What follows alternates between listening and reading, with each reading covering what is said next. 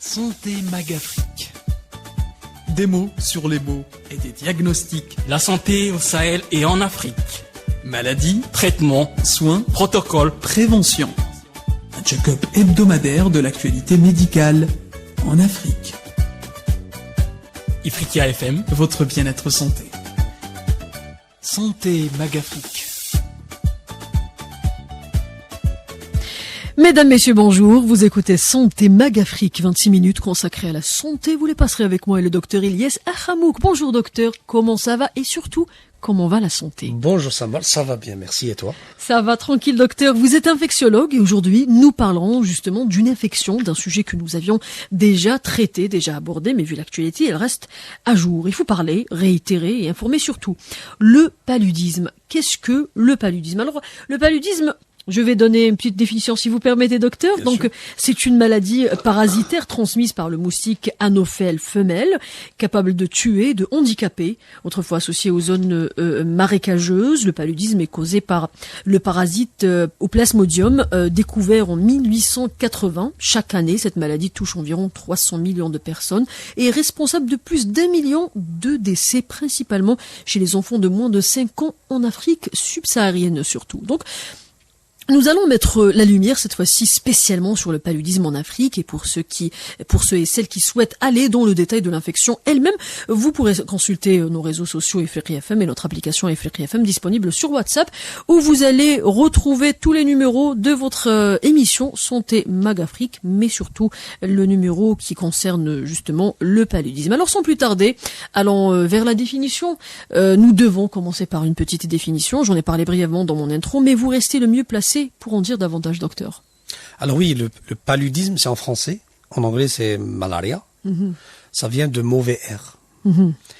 Ce qu'on appelle aussi, c'est une maladie africaine par excellence. C'est une maladie tropicale par excellence. 95% des cas dans le monde sont situés en Afrique. C'est à peu près 236 millions de cas. D'accord. 97% des décès, malheureusement, sont en Afrique. C'est environ 590 000. 75% de ces décès touchent les enfants de moins de 5 ans et les femmes enceintes. C'est véritablement un drame. Et la moitié du nombre de cas dans le monde sont dans 4 pays africains. Le Nigeria, qui enregistre 27% des cas mondiaux. Vous imaginez, 27% des cas dans le monde sont enregistrés dans le Nigeria. 12% en République démocratique du Congo, 5% en Ouganda, 4% au Mozambique. C'est une maladie qu'on connaît très bien en Afrique, dont le parasite a été découvert en Afrique. En Algérie, en 1880, dans la ville de Constantine, par le docteur Alphonse Lavron, qui a eu pour sa découverte le prix Nobel en 1907, le prix Nobel de médecine. Et même 100 ans après, Docteur Toyoyu, qui est une médecin chinoise, qui a extrait de l'artémisinine d'une plante médicinale chinoise qui est le King Haosu, et qui a obtenu pour cette découverte le prix Nobel de 2015. Donc pour vous dire que le paludisme est une maladie d'antiquité, on dit même après des études génétiques que Toutankhamon, le pharaon, est mort du paludisme, c'est-à-dire plusieurs centaines d'années avant Jésus-Christ, et c'est une maladie d'actualité qui continue à tuer 600 000 de personnes chaque année. Donc c'est une parasitose, comme tu l'as dit, c'est un parasite qui va dans le sang, qui est transmis principalement par un moustique, mais pas n'importe quel type de moustique. Pour qu'on rassure nos auditeurs, c'est un type de moustique qu'on appelle l'anophèle, ou anopheles en anglais. C'est l'anophèle femelle qui va transmettre le parasite d'une personne malade à une personne saine. D'accord. Donc, d'après des informations récentes, après une phase pilote, des millions de doses sont acheminées au Sénégal, au Burkina, au Bénin, au Libéria, en RDC, au Niger, en Sierra Leone, au Burundi et en Ouganda. Donc, le Cameroun a même fait le choix de l'intégrer directement à sa vaccination de routine. Qu'en dites-vous s'agissant du vaccin antipaludique? Est-ce qu'on va vers une vraie réduction du paludisme en Afrique? Est-ce une année qui annonce une révolution dans la lutte contre le paludisme selon vous, docteur? Alors, c'est vrai que on est arrivé jusqu'à 1 million de décès par an dans les années 90, grâce à des programmes nationaux notamment en Afrique de l'Ouest, en Afrique centrale, en Afrique australe aussi. Grâce à des efforts des États, on a pu baisser, avoir une baisse progressive du nombre de cas, du nombre de décès dans ces pays-là pendant plusieurs années. Malheureusement, avec la pandémie de la Covid-19, il y a eu un frein par rapport à cette bonne amélioration, parce que les fonds ont été détournés pour lutter contre la pandémie, parce que les efforts ont été détournés pour lutter contre la pandémie, parce que les hôpitaux ont été réquisitionnés pour prendre en charge les cas de paludisme, de Covid-19. Malheureusement, ces 2 dernières années, on a une augmentation du nombre de cas, on a une augmentation du nombre de décès. Mais j'espère, avec le temps, avec les efforts de l'OMS et des pays africains, qu'on va baisser ce nombre de cas. Maintenant, l'actualité par rapport au paludisme, c'est pas les médicaments, parce que le dernier médicament a été découvert en début de 2012-2013. Il y a plus de nouveaux médicaments. Le parasite devient de plus en plus résistant aux médicaments. L'anophèle ou le moustique devient de plus en plus résistant aux insecticides. D'accord. Ça pose beaucoup de problèmes. Il y a même une nouvelle espèce d'Anopheles qu'on appelle l'Anopheles stephensi, qui est très résistant à beaucoup d'insecticides et qu'on vient de découvrir dans 8 pays. Donc c'est l'Éthiopie, l'Érythrée, Djibouti, le Ghana, le Nigeria, le Soudan, la Somalie. C'est-à-dire cette anophèle, même avec des insecticides habituels, elle arrive à résister. Et elle résiste dans les milieux urbains, c'est-à-dire à l'intérieur des villes, donc ce qui constitue un danger. C'est pour ça que l'actualité, depuis les 5 dernières années, c'est l'introduction de vaccins. Pendant des dizaines d'années, on disait que le paludisme n'a pas de vaccin. Heureusement, ces dernières années, on a pu avoir des vaccins assez efficaces, qu'on utilise actuellement dans des pays. Le dernier vaccin qui a été validé en 2023 par l'OMS chez l'enfant, qui est très efficace, qu'on est en train d'introduire partout pour les enfants de moins de 5 ans. Ça donne de très bons résultats. Et ça donne beaucoup d'espoir pour lutter contre cette maladie, notamment avec les changements climatiques qu'on voit en Afrique, la migration climatique, les changements climatiques qui vont favoriser, même dans les pays nord-africains où on n'a pas beaucoup l'anophèle, ça va malheureusement favoriser l'installation, comme on a vu pour le moustique tigre sur les côtes de la Méditerranée, donc Algérie, Maroc, Tunisie, Égypte.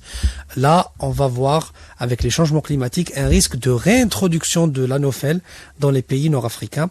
Donc, la validation de 3 vaccins contre le malaria actuellement en Afrique est une excellente nouvelle, ce qui va nous sauver beaucoup, des centaines et des centaines et des centaines de vies, surtout pour les enfants. Et donc, parmi les pays les plus durement touchés par la maladie, on cite le Cameroun, le Burkina Faso, le Ghana, le Mali.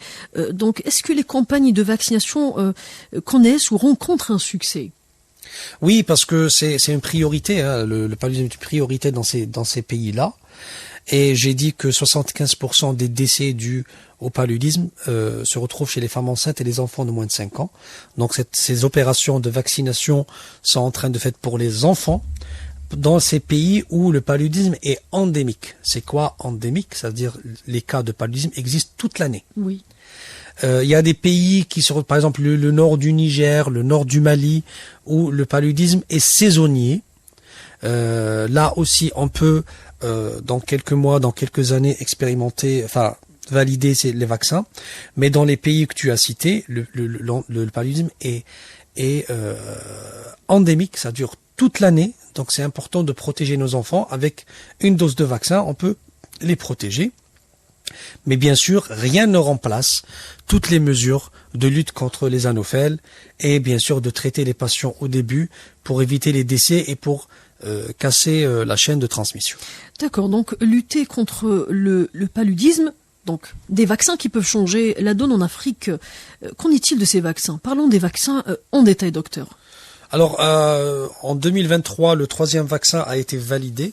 C'est des vaccins qui ont une efficacité supérieure à 78%, ce qui est excellent, parce que il faut rappeler que les vaccins sont en général pour les virus et les bactéries. Par exemple, la polio qui est une bactérie, la Covid qui est un virus, la grippe qui est un virus. Les parasites ont une structure tellement complexe qu'on n'arrive pas à produire des vaccins efficaces.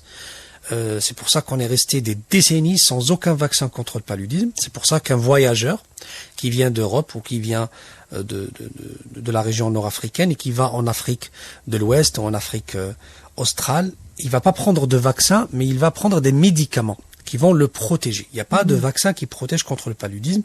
Heureusement qu'avec les dernières études, on a pu valider 3 vaccins déjà par l'OMS qui sont efficaces, donc l'efficacité qui dépasse les 78%.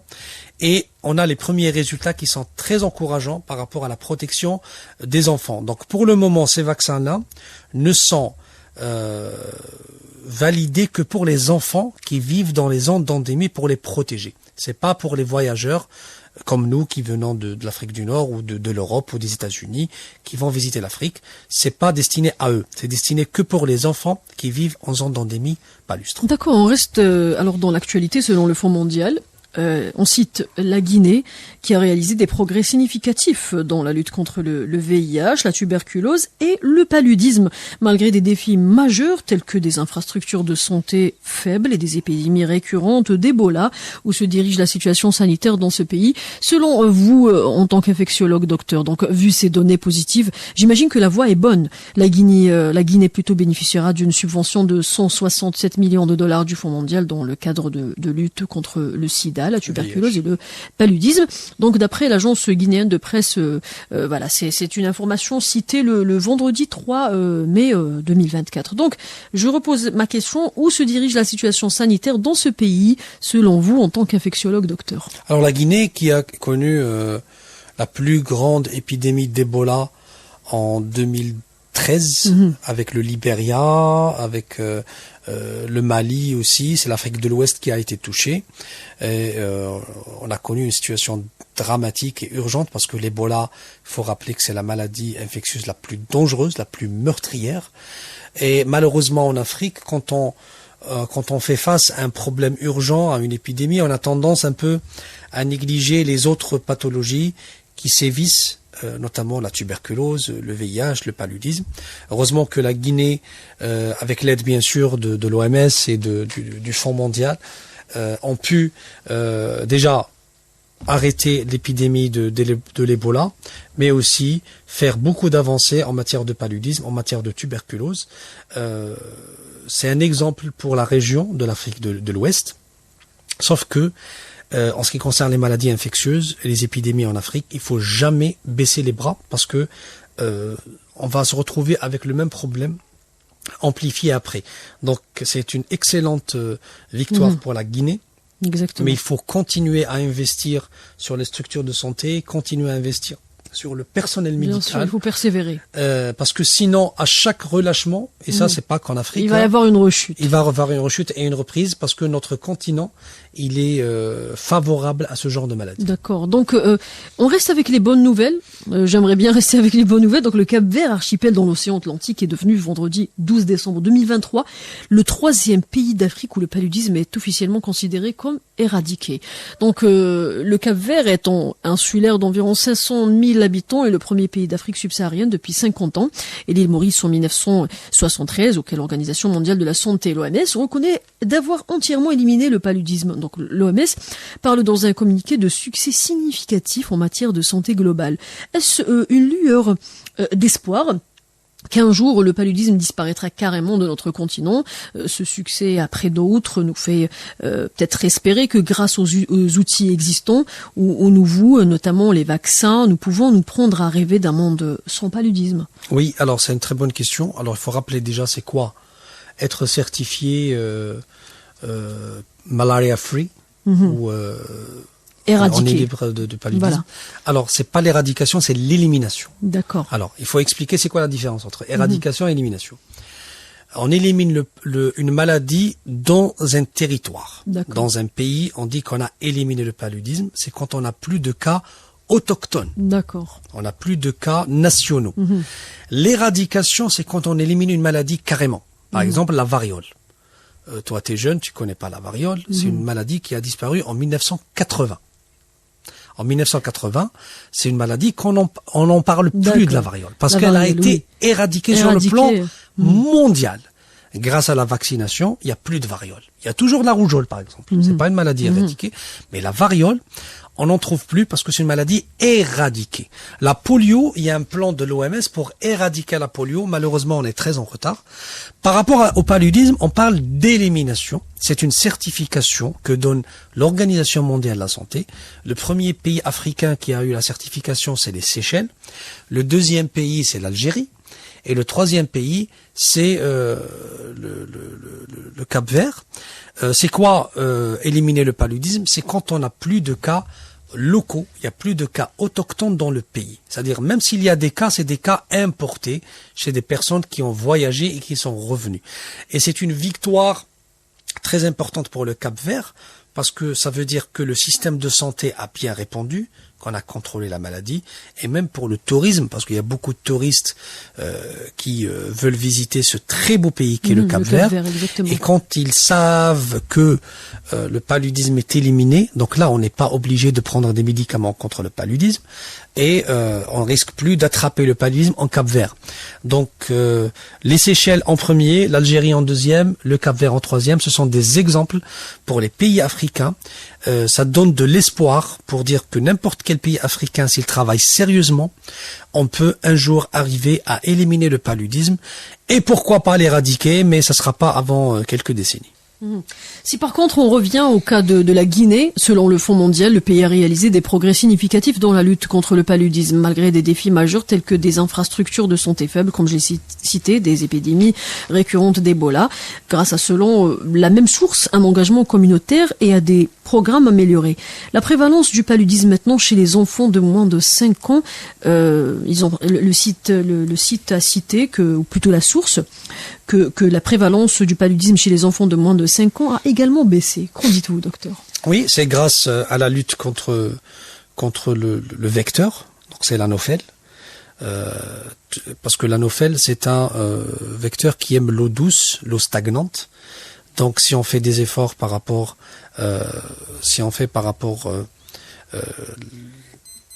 des moyens par rapport à ce moustique-là, on va limiter sa propagation, on va lutter contre le paludisme. Il y a aussi le traitement des patients, parce que le réservoir du paludisme, c'est pas le moustique, c'est l'être humain, c'est le malade.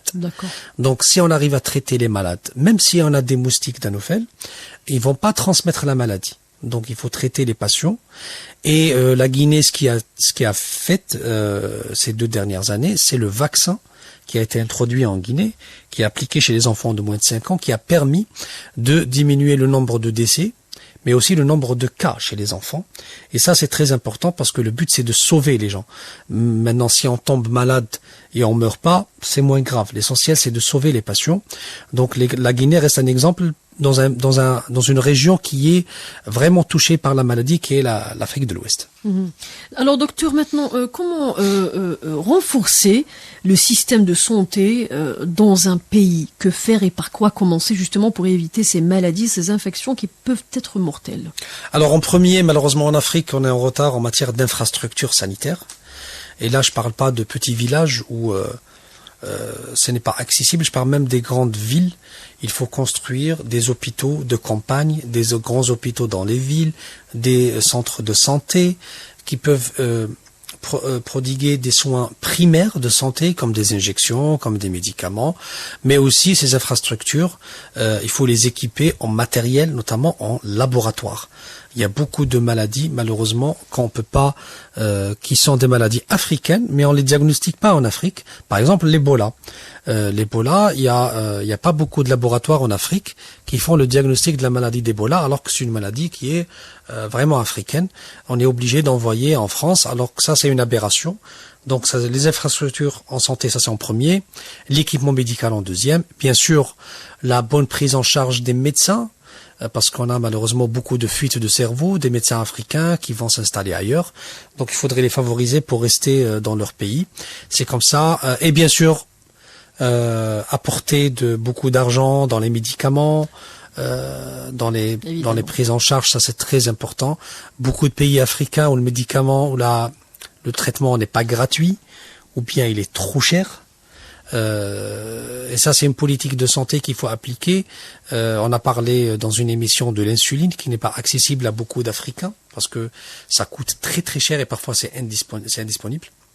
C'est pour ça que il faut pas lésiner à mettre beaucoup de moyens financiers si on veut stopper certaines maladies et améliorer le système de santé. D'accord. Donc, chaque année, docteur, le 25 avril marque la journée mondiale de lutte contre le paludisme. On n'est pas loin. Oui. Un moment clé pour sensibiliser à l'impact dévastateur de cette maladie et à l'importance cruciale de la prévention et du traitement. Oui. Alors, je vais vous donner un exemple.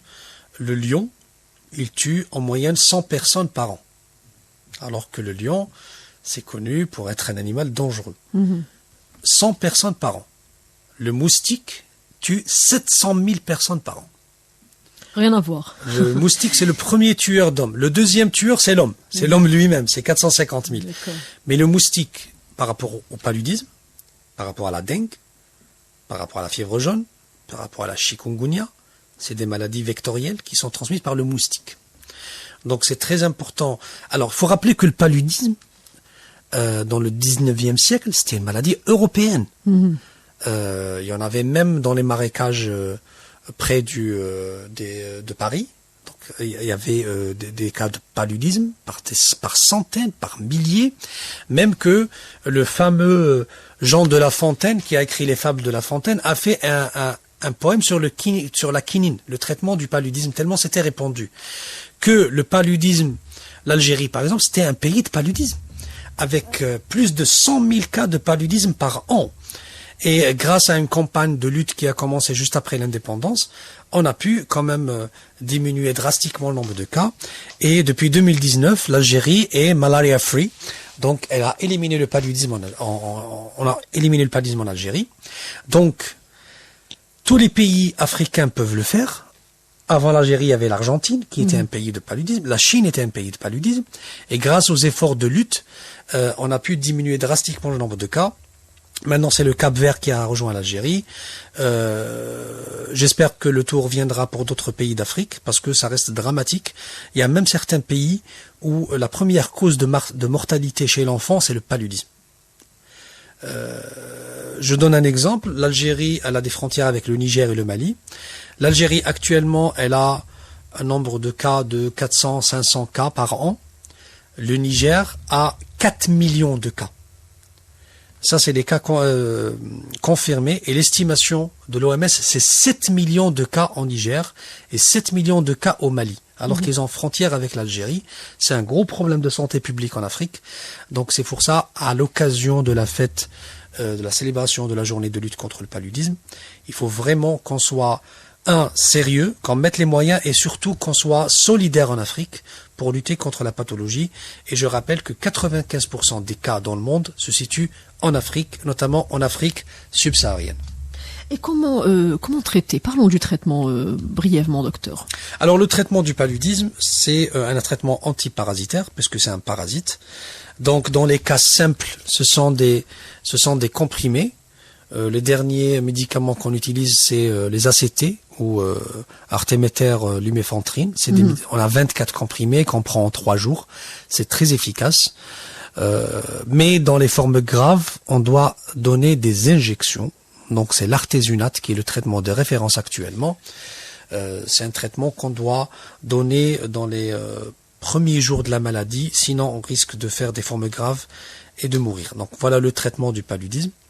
En cas de non-traitement, c'est la mort inéluctable, inévitable. Pas obligatoirement. Pas obligatoirement. On peut guérir tout seul? On peut guérir tout seul du paludisme, surtout si on vit dans une zone où le paludisme est important, parce que on va être infecté plusieurs fois, puis il y aura un équilibre. On va développer un système immunitaire. Voilà, on va développer un équilibre entre le parasite. C'est ce qui se passe en Afrique. La majorité des Africains vivent avec le paludisme sans être traités.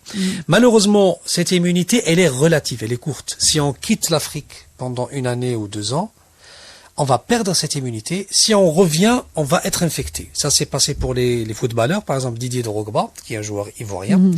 Quand il a joué en Angleterre, il est revenu pour la Coupe d'Afrique en Afrique et il a fait un paludisme.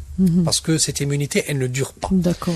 Donc, si on vit sur place, on peut avoir une immunité, mais si on vient en touriste, on est en danger. Et même si on vit sur place et on est une femme enceinte et on est un enfant de moins de 5 ans, il y a un grand risque de faire des formes graves. Et là, si on ne traite pas, on décède, malheureusement. D'accord. Alors, docteur, outre la distribution de médicaments et de moustiquaires, l'éducation des communautés sur la prévention du paludisme est essentielle.